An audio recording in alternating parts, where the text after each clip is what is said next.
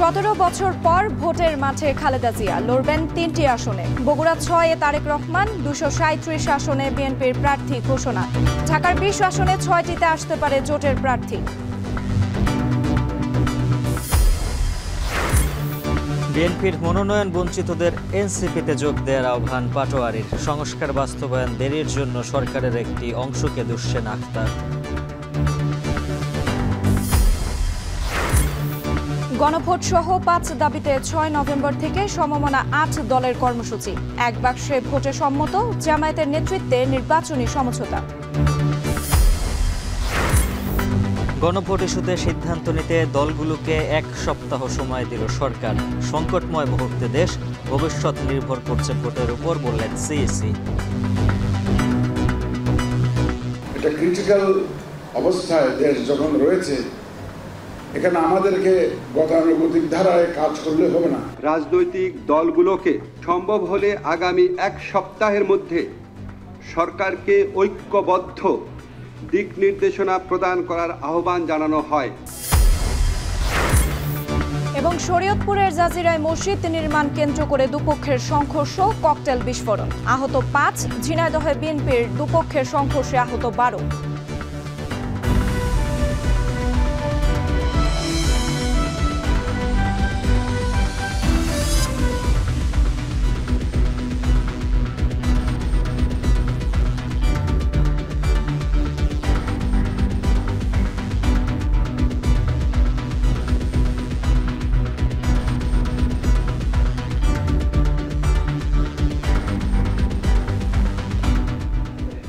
দর্শক শুনছিলেন শিরোনাম। স্বাগত এখন সন্ধ্যায় পুরো আয়োজন জুড়ে সঙ্গে আছি আমরা দুজন, আমি সুমাইয়া রাত্রি এবং আমি উজ্জ্বল হাফিজ। রাত্রের শুরুতেই বড় চমক রেখে ত্রয়োদশ জাতীয় সংসদ নির্বাচনের প্রার্থী তালিকা ঘোষণা করেছে বিএনপি। আমরা দেখছিলাম কিছুক্ষণ আগে সংবাদ সম্মেলনে মির্জা ফখরুল ইসলাম আলমগীর 237টা আসনে যে প্রার্থীগুলো রয়েছেন তিনি সেগুলো বর্ণনা করছেন। এবং সবচেয়ে বড় বিষয় হচ্ছে দলের চেয়ারপারসন বেগম খালেদা জিয়া তিনি ফিরছেন ভোটের লড়াই এবং তিনি লড়বেন বগুড়া, দিনাজপুর আর ফেনীর 3টি আসনে। এবং আপনি যেহেতু বলছিলেন বেগম খালেদা জিয়ার কথা, একই সাথে যদি একটু তারেক রহমানের কথা বলতে চাই, দলের ভারপ্রাপ্ত চেয়ারম্যান তারেক রহমান এবার কিন্তু প্রথমবারের মতো নির্বাচনে অংশ নেবেন বগুড়া 6 আসন থেকে এবং 237টি আসনে প্রার্থী ঘোষণা করে দলের মহাসচিব জানিয়েছেন বাকি আসনগুলোতে শরিকদের অথবা তাদের দলেরই প্রার্থীরা নাম ঘোষণা করতে পারে।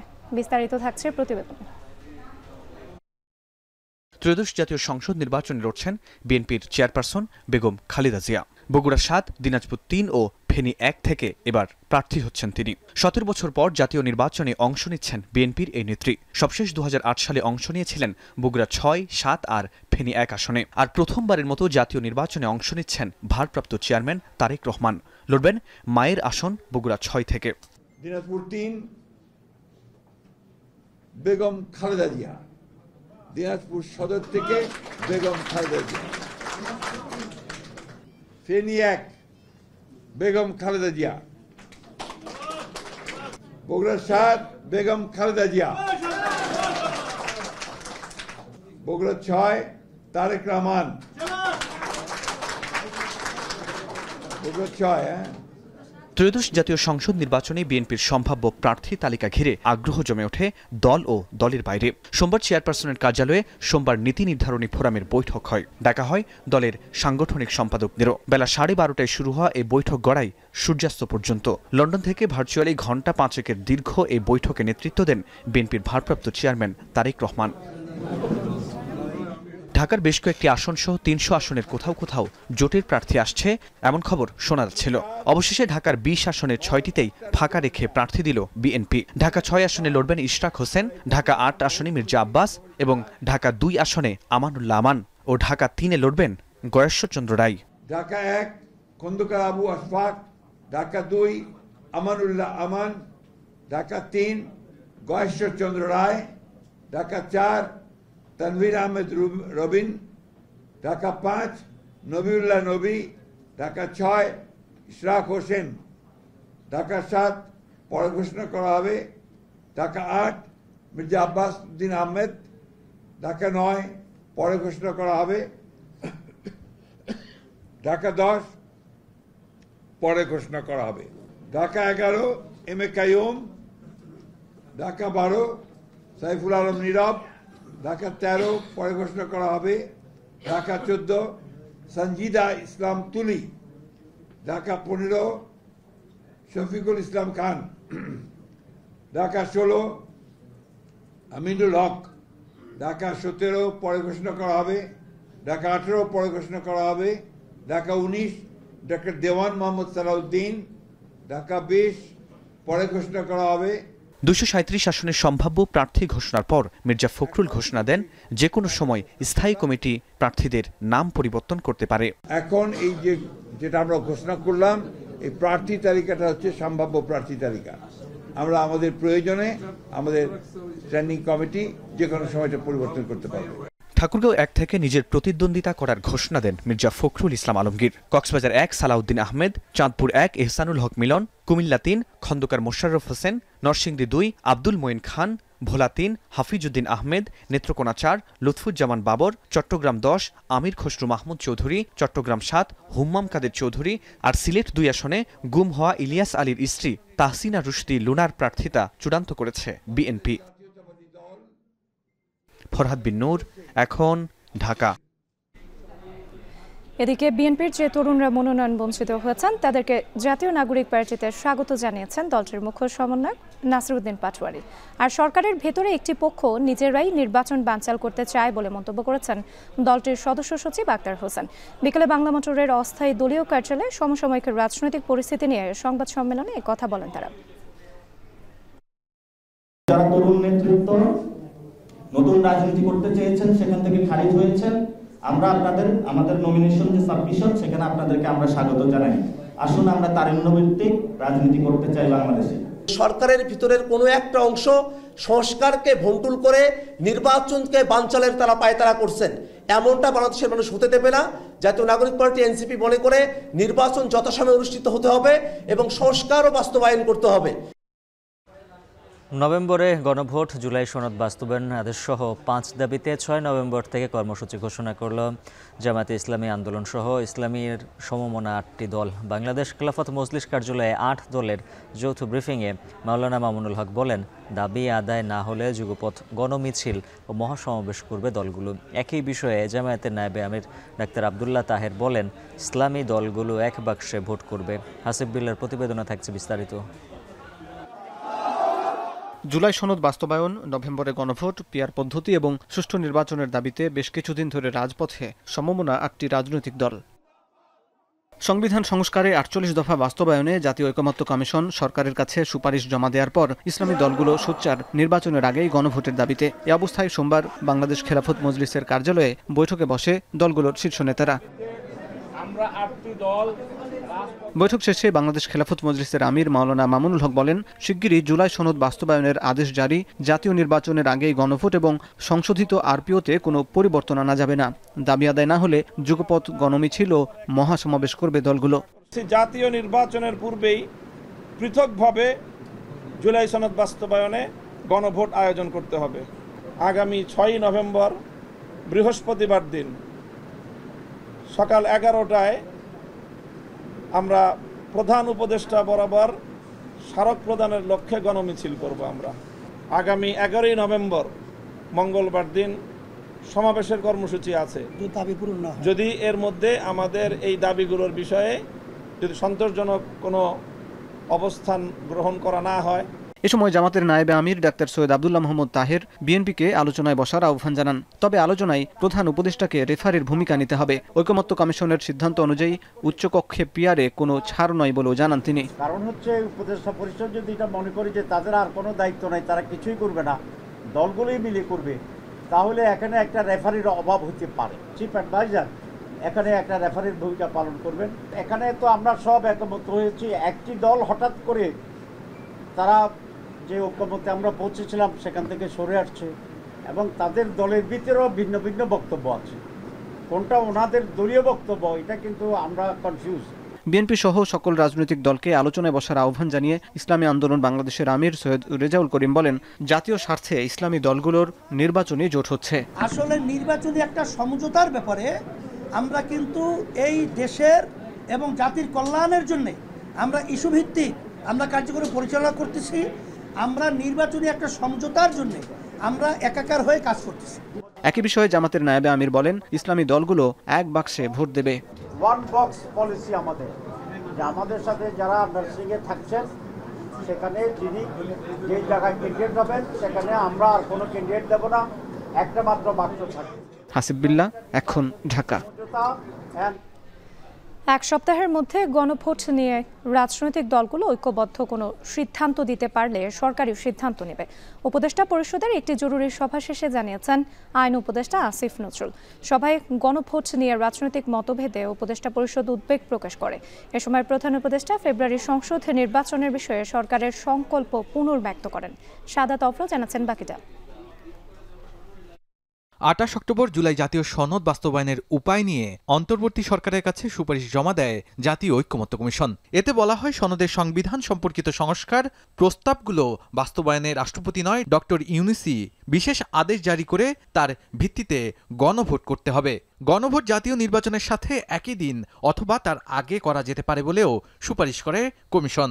ডক্টর আলী রিয়াজের নেতৃত্বে ঐক্যমত্য কমিশন সুপারিশ জমা দেওয়ার পর থেকেই রাজনীতির মাঠে বেড়েছে উত্তাপ।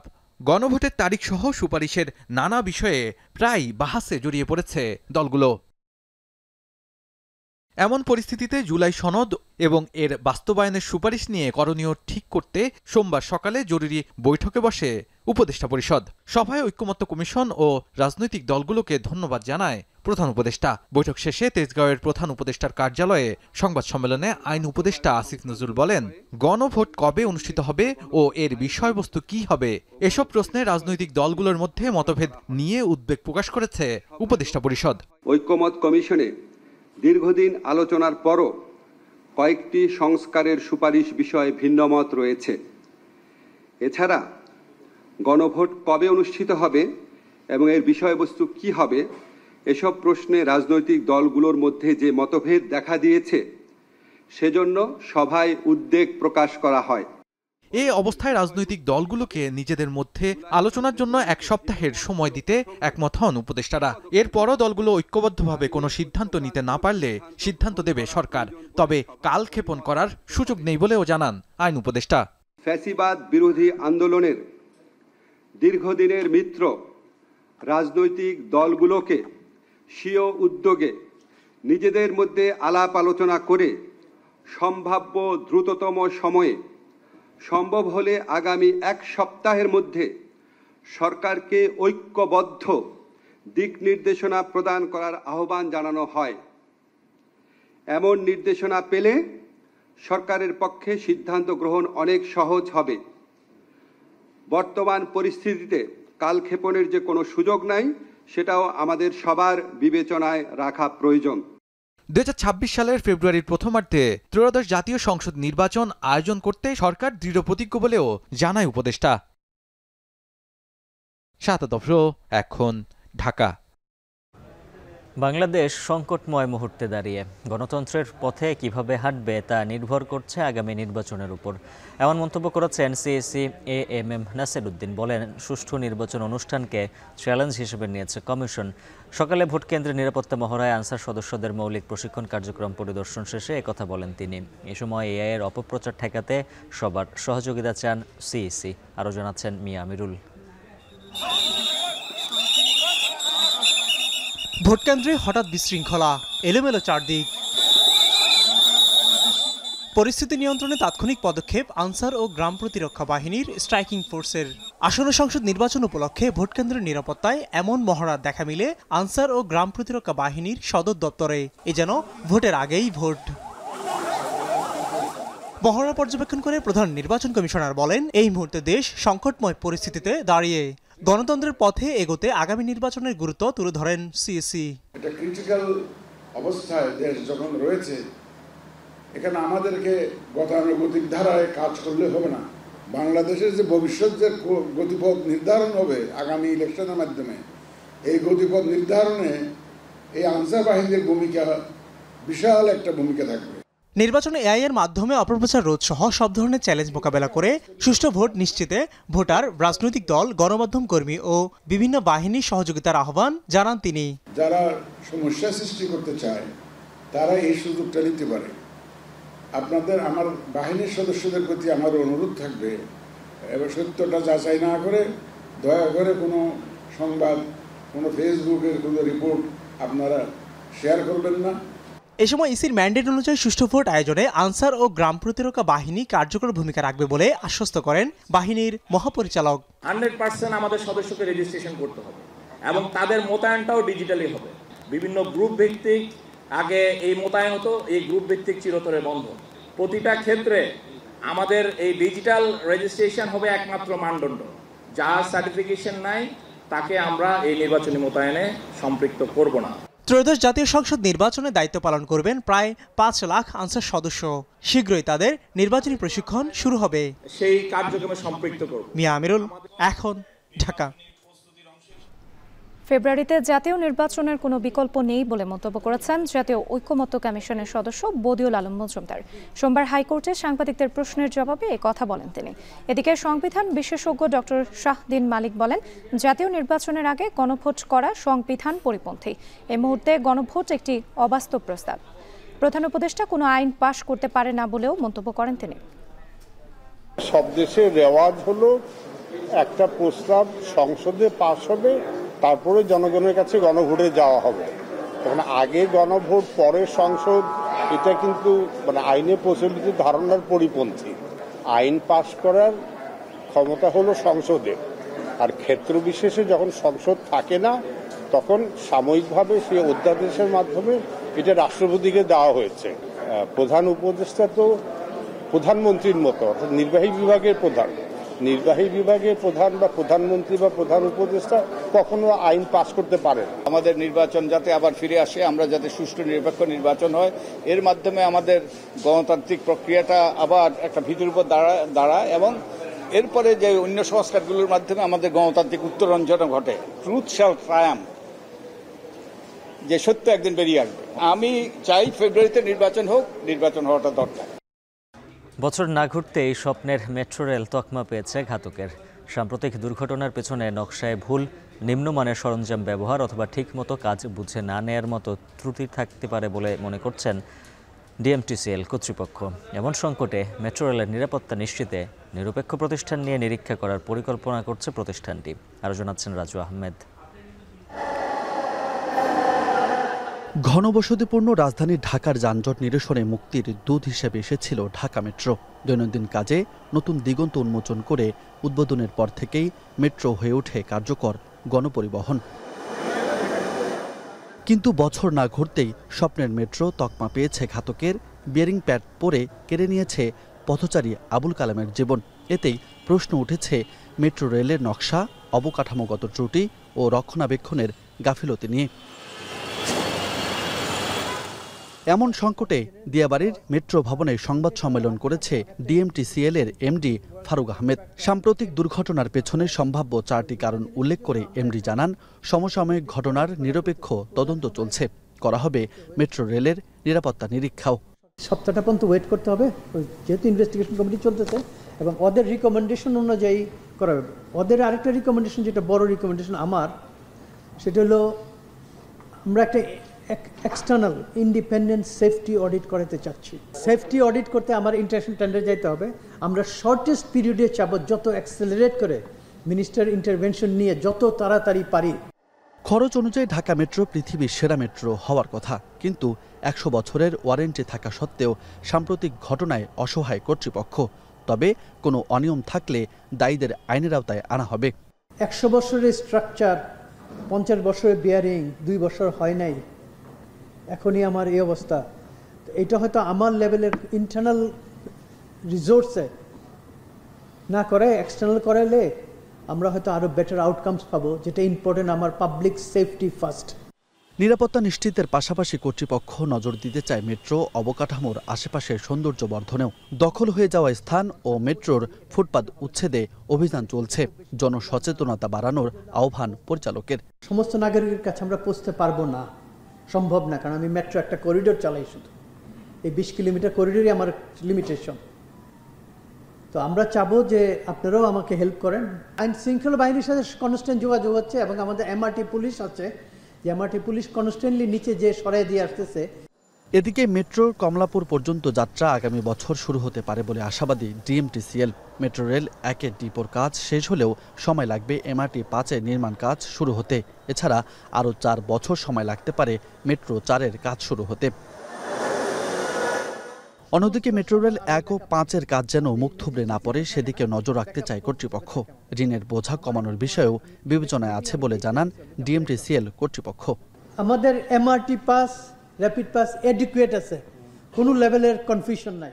রাজু আহমেদ, এখন, ঢাকা।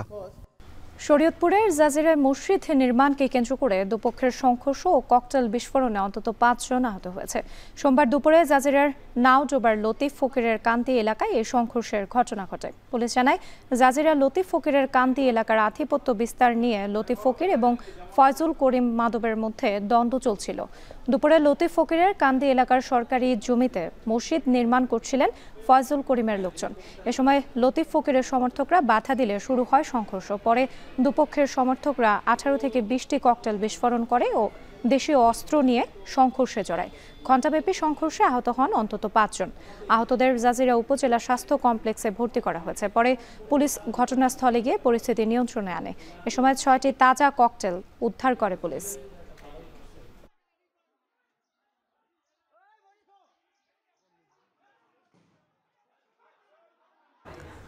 ঝিনাইদহে আধিপত্য বিস্তার নিয়ে বিএনপির দুপক্ষের সংঘর্ষে অন্তত 12 জন আহত হয়েছেন। সোমবার দুপুরে সদর উপজেলার কলামনখালী বাজারে সংঘর্ষের ঘটনা ঘটে। স্থানীয়রা জানায়, দীর্ঘদিন ধরে কলামনখালী গ্রামের বিএনপি নেতা ও সাবেক চেয়ারম্যান আসাদ ও মাসুদ জোয়ারদারের সমর্থকদের মধ্যে বিরোধ চলে আসছিল। এরই জেরে সোমবার সকালে উভয় পক্ষের লোকজন দেশীয় অস্ত্র নিয়ে সংঘর্ষে জড়িয়ে পড়ে। এতে উভয় পক্ষের অন্তত 10 জন আহত হন। তাদের উদ্ধার করে ঝিনাইদহ সদর হাসপাতালে ভর্তি করা হয়।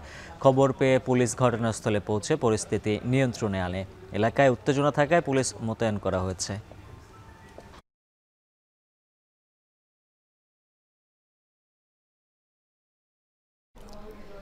খুলনায় তেলিগাতি এলাকায় কুয়েট সড়কে বিএনপি কার্যালয়ে দুর্বৃত্তের গুলিতে মাদ্রাসা শিক্ষক নিহতের ঘটনায় এখন পর্যন্ত কেউ আটক হয়নি কোনো মামলাও। হত্যাকাণ্ডের প্রতিবাদে বিক্ষোভ মিছিল করেছে স্থানীয় বিএনপির নেতাকর্মীরা। ঘটনার পর এলাকায় আতঙ্ক বিরাজ করছে। বিস্তারিত জানাচ্ছেন তরিকুল ইসলাম। রোববার রাত 9:15টায় খুলনা প্রকৌশল ও প্রযুক্তি বিশ্ববিদ্যালয়ের পাশের সড়কে স্থানীয় বিএনপি নেতা মামুনের ব্যক্তিগত কার্যালয়ে সন্ত্রাসীরা গুলি ছোড়ে। এ সময় বোমা হামলায় নিহত হন মাদ্রাসা শিক্ষক এমদাদুল হক। আহত হন মামুন সহ 3 জন। এ ঘটনার পর থেকেই এলাকায় আতঙ্ক বিরাজ করছে। যেমনি শব্দ শুনেছে সবাই বেরিয়ে গেছে, আমিও বেরিয়ে গেছি, সবাই দৌড়াই গেছে, আমিও দৌড়ে গেছি, এরকম ছিল। দেখলাম অনেক লোকজন আর লাশ উঠালো, দানে উঠে নিয়ে চলে গেল। একটা ছেলে একটা মেয়ে রেখে গেছেন, এখন এদের দায়িত্ব কে নেবে? এদের দায়িত্ব কি সরকার নেবে? সরকার দায়িত্ব নেবে না, তাইলে সাধারণ মানুষ এইভাবে হয়রান শিকার কেন হবে? আমাদের নিরাপত্তা কোথায়? হত্যার ঘটনায় শোকে স্তব্ধ শিক্ষক ইমদাদুল হকের পরিবার। স্বামীর মৃত্যুতে বাকরুদ্ধ হয়ে পড়েছেন স্ত্রী সুলতানা রাজিয়া। সাধারণ মানুষের নিরাপত্তা নিয়ে প্রশ্ন তোলেন নিহতের পরিবার।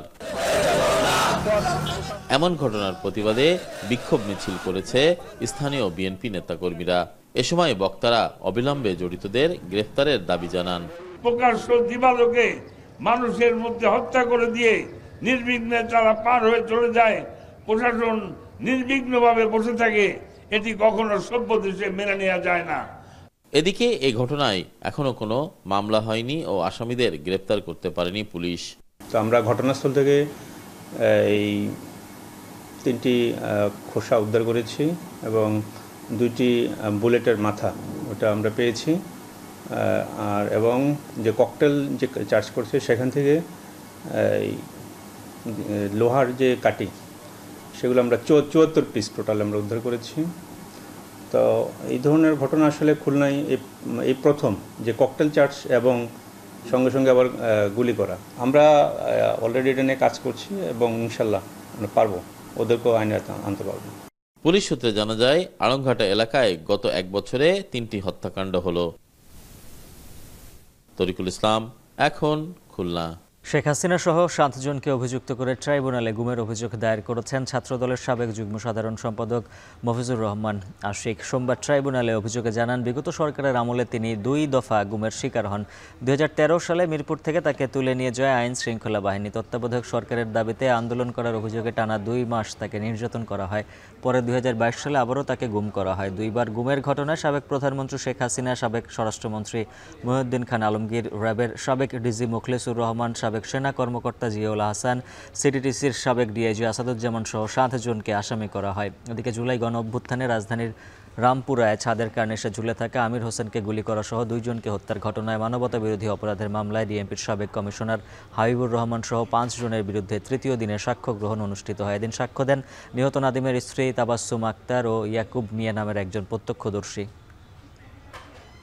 এখান থেকে ফিরে যাওয়া খুব কঠিন। এখানে যারা আনা হয় তাকে তো মেরে ফেলা হয়, কারণ ওখানে মানে আমাকে যে বিভিন্ন টর্চার রুম আছে, একটা টর্চার রুমে তো আমাকে জুলাই পিটালো, ইলেকট্রিক শক দিল। পরবর্তী আমাকে একটা রুমে নিয়ে যায়, সেখানে যখন আমার সামনে চোখ ছিল, মানে চোখে বন্ধনে যখন ছিল, আমি একদিন সামনে হ্যান্ডকাপ থেকে উঠে দেখলাম, ওখানে করাতের মতো বিষয় দেখলাম। আমি তাড়াতাড়ি চোখ দেখে ফেলি। ওখানে আমাকে 1, 2, 3টা জায়গায় রাখা হয়েছে বিভিন্ন সময়ে। ফলে ওদের বিভিন্ন জায়গায় বিভিন্ন টর্চারের সিস্টেম আছে আর কি। সাবেক প্রধানমন্ত্রী শেখ হাসিনার বিরুদ্ধে পূর্বাঞ্চলের রাজুকের প্লট দুর্নীতির অভিযোগে দুদকের করা মামলার 5 নম্বর আসামি খুরশিদ আলমের বিরুদ্ধে কোনো অভিযোগ পাওয়া যায়নি বলে আদালতে জানিয়েছেন মামলার তদন্ত কর্মকর্তা ও দুদক কর্মকর্তা আফনান জান্নাত কেয়া। সাক্ষীর জেরায় তদন্ত কর্মকর্তা জানান, তদন্তকালে প্রধানমন্ত্রীর কার্যালয় সহ সংশ্লিষ্ট দপ্তরের 21 জনের 161 ধারায় জবানবন্দি নেন তিনি। এ সময় তারা খুরশিদ আলমের বিরুদ্ধে কোনো অভিযোগ করেননি। প্লট বরাদ্দের মাধ্যমে খুরশিদ ব্যক্তিগতভাবে লাভজনক হননি বলেও জানান তদন্ত কর্মকর্তা। তবে নথিগতভাবে খুরশিদের বিরুদ্ধে অভিযোগের প্রমাণ রয়েছে বলে জানান দুদকের আইনজীবীরা। সোমবার সকালে ঢাকার 5ম বিশেষ জজ আদালতে মামলার তদন্ত কর্মকর্তার আংশিক জেরা অনুষ্ঠিত হয়। আগামী 6 অক্টোবর অবশিষ্ট জেরা এবং একই অভিযোগে সজীব ওয়াজেদ জয় ও সাইমা ওয়াজেদ পুতুলের বিরুদ্ধে মামলার সাক্ষ্য গ্রহণ ও জেরা হওয়ার কথা রয়েছে। ক্ষমতার অপব্যবহার করে পূর্বাঞ্চলের নতুন শহরে প্রকল্পে 30 কাঠা প্লট বরাদ্দের অভিযোগে মামলাগুলো করে দুদক। এসব মামলায় শেখ হাসিনা ও তার 2 ছেলেমেয়ে সহ 47 জনকে আসামি করা হয়। খুরশিদ আলম এর আইনজীবী তাকে আংশিক জেরা করেছেন। ওখানে তার সংশ্লিষ্টতার বিষয়ে বিভিন্ন ধরনের প্রশ্ন করেছেন, রাজুকের ভোট সভার বিষয়, তারপর এই সিদ্ধান্তগুলো কোথা থেকে এসেছে, এই বিষয়ে তারা বিভিন্ন ধরনের প্রশ্ন করেছে। আর শেখ হাসিনা মামলা সাক্ষী এবং যারা সম্পূর্ণ শেষ, শুধু আজকে আংশিক বাকি রাখলো আগামী বৃহস্পতিবারে শুনানির জন্য। আগামী বৃহস্পতিবার এই যারা শেষ হয়ে গেলে আমরা আর্গুমেন্টের জন্য আমরা ধার্য তারিখ পাবো। আর্গুমেন্ট শেষ হয়ে গেলে আমরা রায়ের ধার্য তারিখ।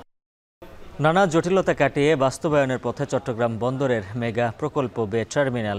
এরই মধ্যে পরামর্শক নিয়োগ দেওয়া হয়েছে। জুনে বে টার্মিনালের প্রাচীর নির্মাণ ও অ্যাক্সেস চ্যানেল নির্মাণ কাজের দরপত্র আহ্বান করা হবে। বে টার্মিনালের অবকাঠামো উন্নয়ন সংক্রান্ত সম্মেলনে এ তথ্য জানানো হয়। সব কিছু ঠিকঠাক থাকলে আগামী বছরের জুনে কাজ শুরুর প্রত্যাশা কর্তৃপক্ষের। অনুষ্ঠানে এই প্রকল্পের অগ্রগতি তুলে ধরে বন্দর চেয়ারম্যান বলেন, এটি হবে দেশের অর্থনীতির গেম চেঞ্জার। আর জানাচ্ছেন হাজেরা শিউলি। দেশের আমদানি রপ্তানি বাণিজ্যের 92% নিয়ন্ত্রণকারী চট্টগ্রাম বন্দরে প্রতি বছরে কন্টেনার হ্যান্ডলিং বাড়ছে গড়ে 4% ও কার্গো বাড়ছে 6% হারে। অথচ গত 2 দশকে পতেঙ্গা কন্টেনার টার্মিনাল ছাড়া হয়নি নতুন কোনো টার্মিনাল। জাহাজ ও কন্টেনার জটের কারণে জোয়ার ভাটা নির্ভর এই বন্দরকে প্রতিনিয়ত নানা চ্যালেঞ্জ মোকাবেলা করতে হয়। বন্দরের সক্ষমতা বাড়িয়ে আগামী 100 বছরের চাহিদা পূরণে 2015 সালে বে টার্মিনাল প্রকল্প নেওয়া হলেও জমি অধিগ্রহণ সহ নানা জটিলতায় আলোর মুখ দেখেনি। এই প্রকল্পের ব্রেকওয়াটার থ্রো ও অ্যাক্সেস চ্যানেল নির্মাণে বিশ্বব্যাংকের $650 মিলিয়ন অর্থ ছাড়ের পর সম্প্রতি ট্রানজ্যাকশন অ্যাডভাইজার নিয়োগ করেছে বন্দর। বিনিয়োগ অংশীদার সহ উন্নয়ন সহযোগীদের সাথে এক মতবিনিময় সভায় বন্দর চেয়ারম্যান জানান, সবকিছু ঠিকঠাক থাকলে পিএসএ সিঙ্গাপুরের অর্থায়নে নির্মিত বে টার্মিনালের 1 নম্বর টার্মিনাল আগামী জুনেই অবকাঠামোগত নির্মাণ কাজ শুরু হবে বলেও আশাবাদী তিনি। বলেন, এটি বাস্তবায়িত হলে বছরে $365 মিলিয়ন সাশ্রয় হবে দেশের। আমরা যেভাবে ফাস্ট ট্র্যাক করে এটা নিয়ে এসেছি, এটা মানে অভূতপূর্ব একটা প্রগতি আমি আপনাদেরকে বলতে পারি। যার জন্য আজকে আমরা এখানে বসতে পেরেছি। এবং আমি আশা করি যে আগামী কয়েক মাসের মধ্যে ইনশাল্লাহ এটার সাকসেস স্টোরি আপনাদেরকে দেখাতে পারবো। এবং এই জন্য আজকে আমরা এখানে বসেছি, এই জন্য আমাদের এই কনফিডেন্সটা এখন আমাদের আছে। আমাদের টার্গেট হলো যে টার্মিনাল 1 যেটা, এটা 2030-এর মধ্যে অপারেশন যাওয়া। তো আমরা যদি আগামী বছরের মাঝামাঝি যদি আপনার ড্রেজিংয়ের কাজগুলো শুরু করতে পারি, চ্যানেল অ্যাক্সেস ড্রেজিং, আমার মনে হয় 2030-এর মধ্যে ইনশাল্লাহ আমরা অপারেশনে যেতে পারি। চ্যানেলের নাব্যতা কম হওয়ায় চট্টগ্রাম বন্দরে বর্তমানে 9.5 মিটার ড্রাফট ও 200 মিটার দৈর্ঘ্যের চেয়ে বড় জাহাজ ভিড়তে পারে না। বে টার্মিনাল হলে 300 মিটার দৈর্ঘ্যের ও 12 মিটার ড্রাফটের বড় জাহাজ সরাসরি জেটিতে ভিড়তে পারবে। So if we see in 2040 the total capacity will be 11.41 million TEUs, when Bay Terminal will play a vital role of handling 3.6 million TEUs at that time. প্রকল্পের অগ্রগতিতে সন্তোষ প্রকাশ করে বিশ্ব ব্যাংকের কান্ট্রি ম্যানেজার যথাসময়ে প্রকল্পের কাজ শেষ হবে বলে আশা প্রকাশ করেন। So the comments that we heard today are very productive, very constructive, and then we even told them to send it to us. So for us the outcome is very positive. Yeah, and also you could see the turnout. Many potential contractors even all around the world are interested into this project. বে টার্মিনালের 2টি container টার্মিনালের মধ্যে একটি PSC Singapore ও দ্বিতীয়টি নির্মাণ করবে Dubai ভিত্তিক টার্মিনাল অপারেটর ডিপি ওয়ার্ল্ড। আর পুরো বে টার্মিনাল প্রকল্প বাস্তবায়নে ব্যয় হবে প্রায় 30,000 কোটি টাকা। হাজারের শিউলি, এখন চট্টগ্রাম। এবার দেশের বাইরের প্রসঙ্গ। শাটডাউনের 1 মাসের বেশি সময় ধরে অচল অবস্থায় খুব শিগগিরই 4 কোটি 20 লাখ মার্কিন নাগরিক খাদ্য সংকটে পড়ার শঙ্কা করা হচ্ছে। মার্কিন অর্থনীতির ক্ষতি হতে পারে 7 থেকে 14 বিলিয়ন ডলার। এতে যুক্তরাষ্ট্র জুড়ে বাড়ছে অসন্তোষ। এই অবস্থায় শাটডাউন দীর্ঘ না করতে ডেমোক্র্যাটদের প্রতি আহ্বান জানিয়েছেন president Donald Trump. Touhidur Rahman জানাচ্ছেন বাকিটা। মার্কিন প্রশাসনের ব্যয় সংক্রান্ত বাজেট বিল নিয়ে ডেমোক্রেট ও রিপাবলিকান আইন প্রণেতাদের দ্বন্দ্ব পৌঁছেছে চরম পর্যায়ে, যার কারণে 1 মাসের বেশি সময় ধরে চলছে সরকারি শাটডাউন। এতে অর্থনৈতিক অচলাবস্থা প্রকট হওয়ার শঙ্কা বাড়ছে। সরকারি তহবিল কার্যক্রম বন্ধ থাকায় বহু সরকারি সংস্থা কার্যত স্থবির হয়ে পড়েছে। তহবিল শেষ হওয়ার পর থেকে প্রায় 7,50,000 ফেডারেল কর্মীকে ছুটিতে পাঠানো হয়েছে। বড় ধরনের প্রভাব পড়েছে ভ্রমণ, শিক্ষা, বিজ্ঞান ও প্রতিরক্ষা কার্যক্রমে। তবে সবচাইতে বেশি ক্ষতিগ্রস্ত যুক্তরাষ্ট্রের নিম্ন আয়ের মানুষ। এর মধ্যেই চলতি সপ্তাহে মার্কিন কৃষি বিভাগ জানিয়েছে তহবিলের অভাবে নভেম্বর মাসে খাদ্য সহায়তা বিতরণ করতে পারবে না তারা। এসব কারণে বাড়ছে অসন্তোষ। We really believe that during this time where the government has their hands in a lot of pots on how people can eat, I'm concerned, right? I know that I have community that isn't going to let me go hungry. Food is a basic human right. However you align yourself politically, people still need to eat.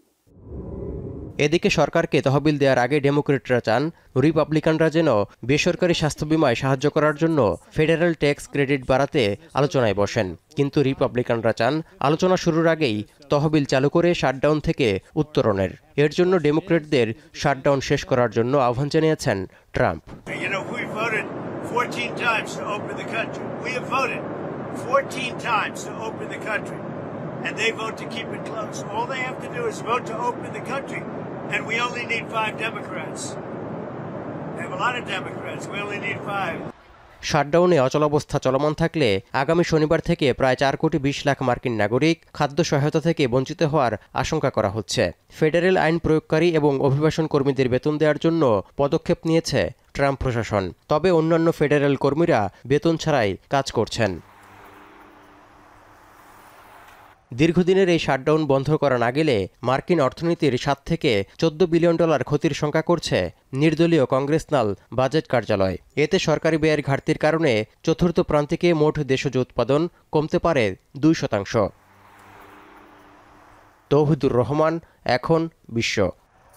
দেশের ক্রীড়াঙ্গনকে বিশ্ব মানচিত্রে তুলে ধরতে সাংবাদিক ও ক্রীড়াপ্রেমীদের একসাথে কাজ করার আহ্বান জানিয়েছেন বিসিবি সভাপতি আমিনুল ইসলাম ও বাফুফের সভাপতি তাবিথ আওয়াল। সোমবার ক্রীড়া লেখক সমিতি আয়োজিত এক অনুষ্ঠানে এসব কথা বলেন তারা। আরও জানাচ্ছেন ফারহান ইহসান। বাংলাদেশ স্পোর্টস প্রেস অ্যাসোসিয়েশনের আয়োজনে অনুষ্ঠিত হোম অফ বিএসপি এর উদ্বোধন করেন বিসিবি সভাপতি আমিনুল ইসলাম বুলবুল ও বাফুফের সভাপতি তাবিথ আওয়াল। দেশের ক্রীড়াঙ্গনে সাংবাদিক ও ক্রীড়ামোদীদের একসাথে কাজ করার আহ্বান জানান দুই বোর্ডের সভাপতি। আজকে যেখানে দাঁড়িয়ে কথা বলছি, দেশের অন্যতম জনপ্রিয় খেলা ক্রিকেটের প্রধান হলেও অন্য খেলাগুলোতে মনোযোগী হওয়ার আহ্বান জানিয়েছেন বিসিবি প্রধান। জানান ক্রিকেটের স্বার্থে নিজেদের নেওয়া উদ্যোগের কথাও। আমরা যদি সকলে কিছু কিছু কন্ট্রিবিউশন করতে পারি, যেমন sports science, sports medicine, sports psychology, একটা পরিপূর্ণ বায়োমেকানিক্যাল ল্যাব, এবং সেখানে আমরা আমন্ত্রণ জানাই সব স্পোর্টসকে।